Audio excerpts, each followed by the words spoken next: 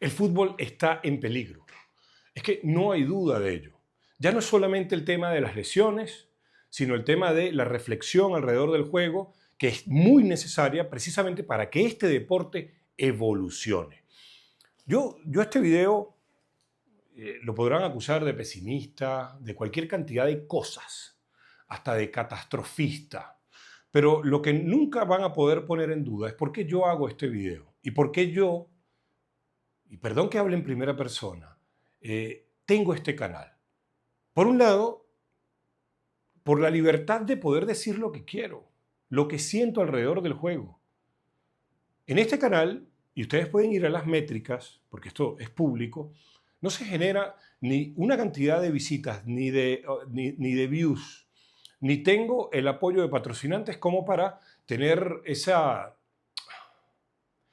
dicotomía entre decir lo que tú sientes y que no hieras la sensibilidad de quien te está apoyando. No, este canal os nace y se sustenta única y exclusivamente en que a mí me gusta el fútbol.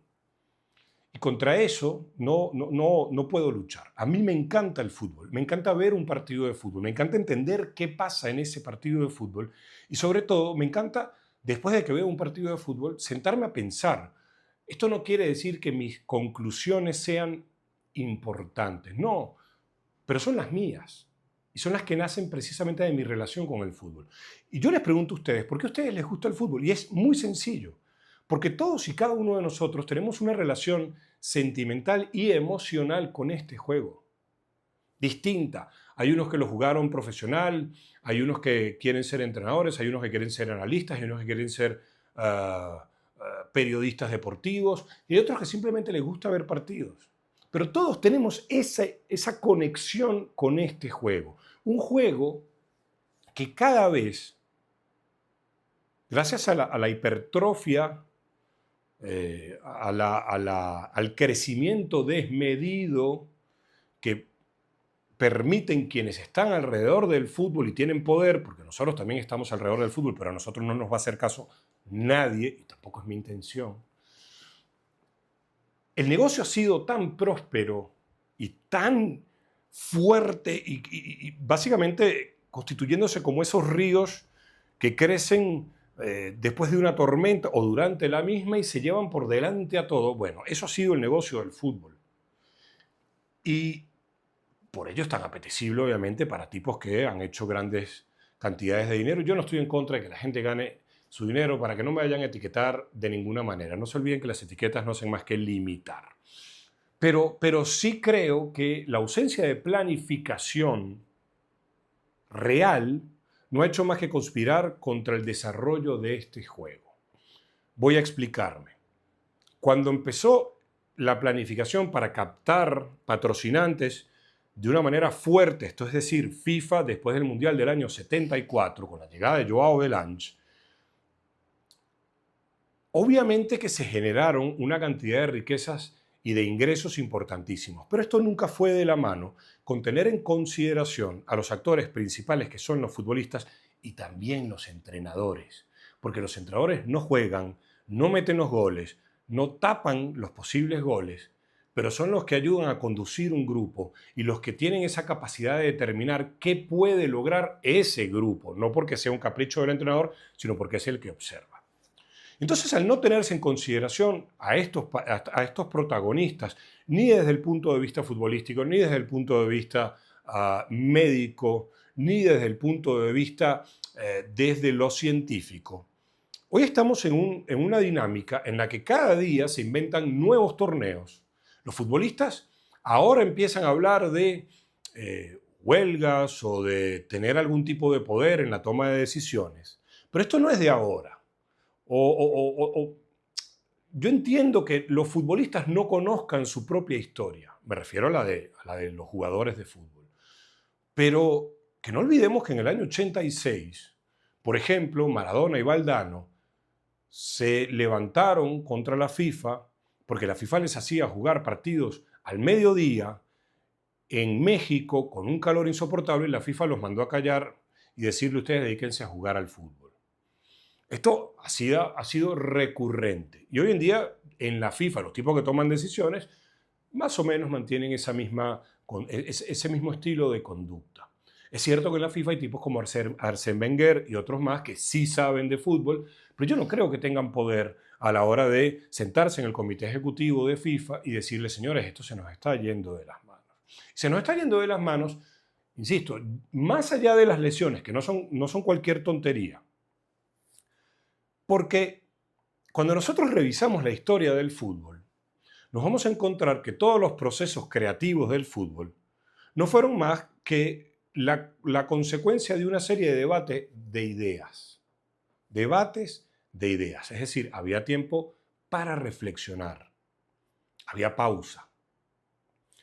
Hoy en día no existe esa pausa. Cuando nosotros vemos la dinámica de los entrenadores top, por ejemplo, vamos a poner Guardiola, hasta hace no mucho Klopp, Ancelotti, pongamos a Luis Enrique en el PSG, pongamos a Hansi Flick, pongamos a Mikel Arteta, los que ustedes quieran. Esos entrenadores ya no solamente son rehenes de una serie de hechos en el calendario que les impide entrenar a fondo. Ahora tampoco pueden hacer pretemporadas. Yo quiero corregir un periodista español en su programa, lo hago de manera respetuosa, cuando él decía, no, es que antes las pretemporadas no veías el balón hasta la tercera semana. Eso tampoco estaba bien. Eso tampoco estaba bien. Infórmense de cómo cambiaron las pretemporadas en el fútbol a partir de tipos como Paco Seirulo, Johan Cruyff, Víctor Frade, etc. Una serie de gente que se dio cuenta que se estaba entrenando mal al fútbol. Pero lo que no puede ser es que los futbolistas no tengan 3 semanas para tener partidos amistosos de bajo estrés competitivo, en los cuales la musculatura, es decir, su cuerpo se va readaptando a lo que va a exigir la competencia y además puedan desarrollar variables futbolísticas. Eso ya tampoco existe. Ya conocemos las razones, los partidos amistosos en cualquier parte del mundo que se atreva a poner un poco más de dinero que en otro país. Pero mi temor más grande, o aquello que más me genera inquietud, es que el fútbol no tiene tiempo para que haya reflexión. Entonces, si tú quieres reflexionar sobre algo, meditar, debatir, dialogar, necesitas tiempo, porque no puedes hacerlo de manera apresurada. Y si no tienes tiempo, ¿qué tienes? Presión. Presión y más presión. ¿Por qué? Porque hay mucho dinero en juego, porque nadie, a partir de precisamente los premios que se otorgan por la tabla de posiciones, por lograr un campeonato, por mantener la categoría, etcétera, por todas estas metas que tiene cualquier equipo en una primera división, no tienes tiempo para debatir, solamente tienes la presión para obtener un resultado inmediato. Entonces, todo aquello que era el fútbol anteriormente, porque nosotros cuando vemos el Hungría de los 50, el River Plate de los 40, cuando nos vamos a la naranja mecánica e incluso el Ajax de finales de los 60 y la naranja mecánica de los 70, la Alemania de los 70 también, la misma Argentina comandada por César Luis Menotti, nos damos cuenta de que ellos también competían y que tenían su cargo en riesgo, pero tenían el tiempo de dialogar, de imaginar y probar distintas cosas. Hoy en día no lo tienes. Entonces siempre va a haber algún tonto. Digo tonto para que no me cierren el canal, porque al final, insisto, yo no gano nada con esto, pero al fin y al cabo es mi canal. No quiero después volver a sacar un canal distinto. Yo por eso digo tontos y no les digo, y no menciono el adjetivo que realmente merecen, que son los hijos de. Bueno, estos hijos de te dicen que si tú piensas en el fútbol, que si te atreves a salirte un poco de la dinámica de los 250 partidos por semana, es que tú eres un filósofo del fútbol. Y tú eres tonto, te haces. ¿Tú eres idiota o te lo inyectaron? Filosofar sobre algo es pensar sobre algo, lo cual no quiere decir que vas a llegar a una verdad absoluta. Idiota. Lo siento, a esta gente hay que hablarles así. Entonces, no te da el tiempo de pensar sobre fútbol. Y entonces, el no pensar sobre fútbol no solamente ataca a los entrenadores, ataca a aquellos que trabajan en metodología, en planificación, etcétera, etcétera, sino también ataca a la prensa. Porque el periodista, en este círculo infernal de estar permanentemente conectado al mundo del fútbol, le pasan dos cosas. Tiene que hablar de hechos que no ha tenido el tiempo suficiente de analizar y además, al estar conectado permanentemente en fútbol, le lleva a cometer aquel pecado que denunció, si no me falla la memoria, Arrigo Sacchi, que decía: el que solo sabe de fútbol no sabe de nada. Porque entonces no te puedes sentar a leer de otras cosas, no puedes observar otros fenómenos, no te puedes enriquecer con otras actividades. Porque si tienes que estar todo el tiempo pensando en fútbol, no te va a dar tiempo de sentarte como lo hacíamos nosotros en mi juventud. Yo tengo 47. Y ponías un disco y lo escuchabas de principio a fin y eso te generaba emociones. O te sientas, porque yo lo tengo muy, digamos, incrustado en mi ser, a leerte un libro y poder decir: leo el capítulo, oye, me gustó esto, voy a volver y voy a repasar, voy a subrayar. Y de repente esto que me está diciendo me va a generar algo. Y no tenías que leértelo en 3 días porque no tienes tiempo. Entonces, esta perversión está acabando con todo lo que es el fútbol como una actividad que naturalmente evolutiva. Y vuelvo a los grandes entrenadores. Esos grandes entrenadores que tienen esta competencia, que son los que más riesgo tienen, porque al estar en esos clubes son los que una derrota acarrea mayores consecuencias económicas, de prestigio y de todo aquello que nos podamos imaginar. Entonces, cuando yo les digo que el fútbol está en peligro, no es un llamado, mentira, no es un, sí, vamos a decirlo, no es un llamado al clickbait, a generar vistas. No, yo no tengo videos que lo vean 30.000 personas. Es porque a mí me gusta el fútbol y los que están aquí, que son poquitos, también les gusta el fútbol. Y mi mayor temor en todo esto es que a raíz de haber estado en la presentación de todo este tema del Big Data en la Federación Venezolana de Fútbol, volví a pensar en lo que significa todo esto para el entrenador de fútbol, no para el entrenador de fútbol de Venezuela, no, sino para los que ya están en otros niveles y que básicamente buscan sustituir todo aquello que conocían por lo que les dice el Big Data, por lo que les dice el índice de alguna plataforma acerca de si este jugador es bueno o no es bueno. Es decir, quitarse de encima el proceso de observación y reflexión porque hay alguien que lo está haciendo por ti.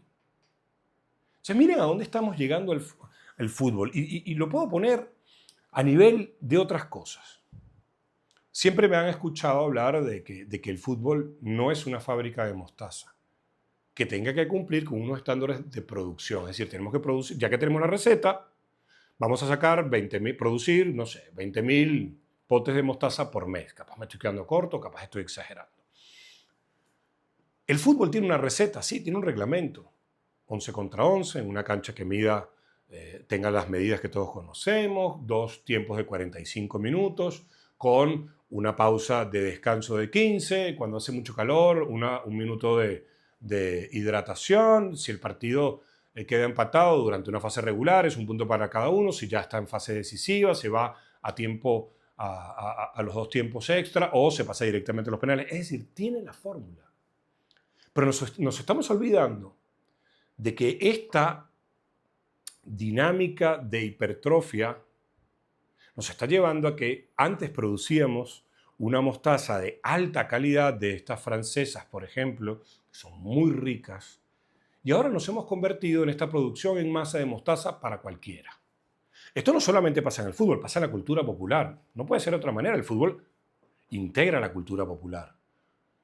Y lo llevo al café. Hoy en día yo me encuentro aquí en Venezuela que hay una creciente cultura de querer tomar café que no sea este que te ponen en cualquier lado, sino algo más artesanal. Y me pregunto si el fútbol no necesita una corriente que nos lleve a eso. Porque no se trata de que el fútbol deje de ser competitivo. Insisto, ¿acaso no era competitivo en los años 50? ¿O en los años 60? ¿O en los años 40? Claro que lo era.